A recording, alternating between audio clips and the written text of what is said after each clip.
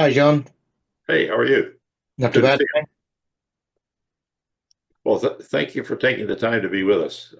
It's a interesting time in the world of healthcare, and it's an interesting time specifically in the area of diagnostics and the use of AI in diagnostics. And given your position in diagnostic imaging and the data and artificial intelligence within Bayer, I'm curious, what are you seeing as some of the challenges? As we've seen for years, technology has been well advanced in the use of imaging and the analysis of imaging and radiology. So I'm curious how AI is changing and possibly even accelerates that insight. Thanks, John. Modern imaging technology produces approximately over 5 times more images per scan than a decade ago, creating huge amount of interpretational burden to radiologists. In a recent survey, it emerged that over 46% of radiologists reporting burnout, and most alarming, estimated 40 million diagnostic errors occurring per year in radiology globally. So you can imagine the compound challenge that the industry is facing. Now, obviously, technology, particularly AI, can offer promising solutions to these challenges, to address some of these challenges. For example, some of the AI-powered triaging system can prioritize work list. Some of the administrative work can be done through algorithm. So the workflow optimization is one of the key areas where AI has been making an impact. Um, so basically, AI can automate some of the time-consuming tasks like measurements, comparisons with prior studies, some of the note-taking, and so on.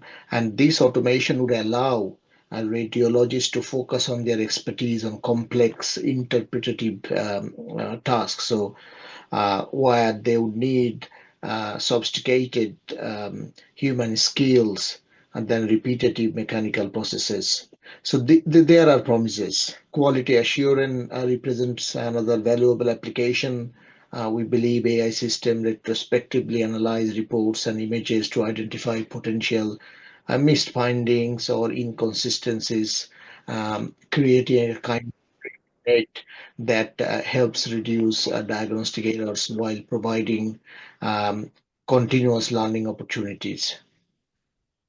So I'm curious, and this is only because I'm not that deeply familiar with the technologies of AI as applied to radiology, but in the process of developing the AI intelligence, I'm assuming there's a training process, and the AI intelligence has got to be trained on images that have been reviewed by physicians in advance. And so I'm curious, as how close are we to the AI being good or better than the physicians and the images that have been used to train? I think developing software medical devices with AI is a complex process, and the objective should not be replace the medic. The objective should be support the trained clinician with their job. In terms of development, there are many challenges in terms of developing software as medical device. You can imagine, unlike conventional software where the logic flow is explicitly programmed, AI systems develop their own internal representations that can difficult to interpret. The other challenges we see is data quality and availability. That represents perhaps the most critical challenges. We see that approximately 80% of AI projects face is due to data related issues. Even more striking, over 80% of the development time is typically invested in making data algorithm ready, including defining the data specs, finding appropriate data sets, performing quality checks, and complete the annotation and labeling. So all these tasks would need human intervention and expert clinical expertise and technical expertise. regulatory compliance is pretty challenging. Global regulatory bodies are evolving their framework to address AI-based medical devices, particularly the challenges we face around adaptive learning capabilities and so on. And then there is a technical and clinical validation challenge we face because traditional software validation approaches do not adequately address the AI system that may evolve over time. For example, how do you validate a system that might deliver different output as it learns in a real world setting? So overall, it's evolving. There are huge opportunity we see. At the same time, there are challenges that we need to address. For example, the black box problem of AI. Many effective AI algorithms with deep neural networks involved operate in ways that are not easily interpretable by humans. So, particularly in healthcare, explainability is a crucial factor for clinical adoption and building the trusts to make sure that we have got the trust on the algorithm. But overall, there are good progress has been made.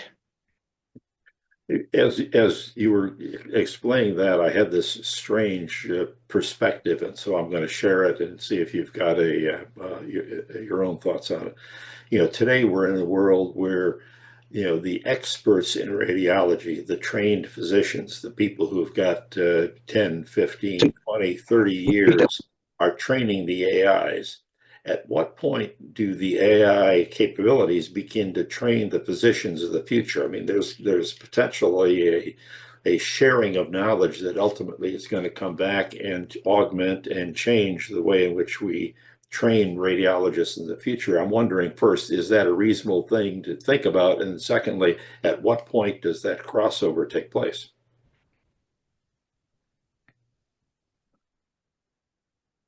It's a very difficult questions to answer in terms of the timeline. I think over the time we need to make sure that the way that we are training the algorithms, the way we are bringing a diverse data set within the training framework have been augmented. By that I meant within the training of AI algorithms, we need to bring in diverse population. We need to bring in diverse data sets generating from diverse set of machines. We need to ensure the data are curated, data are labeled, and data are prepared in an ethical way. We need to ensure that the expert clinicians are involved and expert technicians are involved in terms of the preparation of the data requirement, in terms of finding out in terms of defining the endpoints. What would be the endpoints in terms of setting up the metrics, the right metrics, and also the validation framework is very important. So there are two types of validation framework that is very important. One is the technical validation, and the other one is the clinical validations. So with technical validation, you would like to ensure that your algorithm is producing the classification rate that is expected, that is better than the existing diagnostic framework, and what is the cost of misdiagnosis. And then you need to make sure that there is a clinical validation in place, meaning that rather than testing the algorithm within a controlled environment, you are deploying the algorithm within the real world setting, and then you are seeing the performance and continuously augmenting the performance. I think we are at the right path. Technologies are evolving pretty fast. However, there are barriers, particularly bringing in diverse data set, bringing in diversity, bringing in quality within the training data set. So here we are talking about human health. When you train an algorithm, you need to make sure that the algorithm is learning with the right annotation and labeling. This is not the case in many industries. For example, if you'd like to create algorithm for autonomous vehicle, you may train the algorithm with objects. For example, another car, different sizes, trucks, different human beings, red lights, yellow lights, and green lights. So you need some expertise, but you do not need years of technical expertise. Whereas if you like to create an algorithm that involves anatomical knowledge, clinical knowledge, then you need to bring in the right people. And these are not easy. These are very complex to bringing the right people at the right team with the right anatomical knowledge, clinical knowledge, regulatory knowledge, and so on. However, as I said, that there is a huge demand from the healthcare around the globe, and we see that the organizations, companies, regulatory bodies are working together to find a sustainable and a robust system. You triggered an interesting thought, which is we're in a world where each of us is an N of one when it comes to our health and our diagnosis, et cetera. And more importantly, all of the N's are different. Some are a little bit different, and some are a lot different. And so in the world in which AI and other forms of software as an application, software as a medical application or a medical device are being developed, how do you ensure transparency and fairness across, what I'll call the variety of the individual, and yet what I'll call the ubiquity of the technology to analyze all of those differences? How do you ensure that is both a transparent process and a fair process? That's an excellent question. So ethical landscape is complex and evolving very rapidly. So there are algorithmic bias that represents perhaps the most pressing concern, where the AI system are trained on data that does not adequately represent a diverse population. As scanners, as I said earlier, they can perpetuate or even amplify existing healthcare disparities. The data preparation challenge is directly linked with some of the ethical concerns. So, with over 80% of development time dedicated to data preparation activities, as I mentioned, it involves defining the data requirements, finding the right data source, quality controlling the data, doing the annotation, doing the labeling, and there is significant risk that shortcuts in this process could introduce or amplify biases. So organizations must recognize that investing in proper data curation, data infrastructure is not just a technical necessity, but an ethical imperative. Uh, Patient autonomy and informed consent present another ethical challenge. So when AI systems influence clinical decisions, patients may not fully understand how those recommendations are generated, or what are the alternatives that may exist. So to address those concerns, developers should implement bias detections, for example, and mitigation strategies throughout the AI life cycles. It can include diverse data collection, algorithmic fairness metrics, regular audits for unexpected biases, and then transparency. You asked about transparency. I think transparency can be enhanced through appropriate level of explainability, and this is very important. So not every decision needs to be needs to same level of explanation, but critical diagnostics or therapeutic recommendation should be accompanied by interpretable rationales, for example. So the concept of contextual transparency are in place that offers a framework for determining the appropriate level of explanation. So I think overall inclusive design practice is important, meaning that diverse stakeholders include patients from underrepresented groups.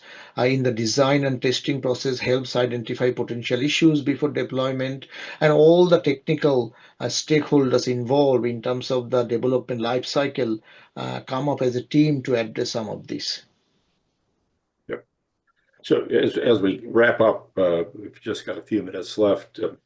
I've got a thought or a question around personalized medicine, and I'm going to create a little context for it. 5 years ago, I was at a personalized medicine conference, and it was right around the corner. I mean, 300 people, all representing a variety of disciplines across healthcare, excited about the prospect for personalized medicine. And the conclusion was, we're almost there. Well, 5 years later, we're almost there. So personalized medicine has moved more slowly than we had guessed and hoped, number one. But number two, in a world, and you represent certainly a deep body of insight about the use of AI in radiology as an improvement in the diagnostic process, at what point in the personalization of that diagnosis do we need other information to give me a full insight? I mean, so I'm imagining I'm going to step into a device 5 years from now. It's going to take a picture of something, and it's immediately going to tell me what it sees. What more does it need to know about me to make sure that I have a personalized view of both my problem and a solution? So because it's more than just that that point in time. Yeah, personalized medicine is a huge area where we see that integration of AI medical software creating unprecedented opportunities by enabling analysis of complex, often multimodal data set at scale. So this capability would allow us or allowing us for more precise patient stratification and tailored intervention. That's one of the core premise where we believe that AI and technology would impact. For example, in oncology, AI systems are already demonstrating remarkable abilities to predict treatment responses based on molecular profiles. So there are AI systems that predict treatment outcomes for cancer patients with greater accuracy than some of the traditional methods by integrating genomics data with the clinical variables.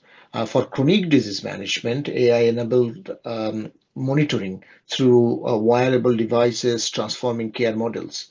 So there are works ongoing in diabetes management and other areas where system can provide personalized dosing recommendations that adapt individuals' metabolic patterns, for example. However, as I mentioned, there are obstacles, and data, unfortunately, is one of the key obstacles because success would depend on integrating diverse data types across multiple systems. Unfortunately, organizations pursuing personalized medicine applications are struggling to get diverse data set as it is sitting on different systems. So it means that the data infrastructure and curation capabilities needs to be augmented. Data interoperability is another major barrier. We know that there are progresses with the standards, but still, when it comes to the interoperability, it is a challenge. And the other challenge is the integration within the workflow. So most sophisticated AI algorithm may have limited impact if they don't fit seamlessly within the clinical workflow that operates. So overall, I think there are challenges. The other challenge is reimbursement models that have to keep keep pace with the innovation that we see. So many personalized medicine approaches enabled by AI don't fit neatly into the existing payment structure. So, and it does create some barriers even with the proven technologies. Finally, I think the challenge is demonstrating the overall clinical utility. But overall, the trajectory is promising, and that's the key. Well, this has been a fascinating discussion, and Ainsley, take note, we needed more time. Noted there, John. Thank you very much. Enjoy the conversation. Thank you.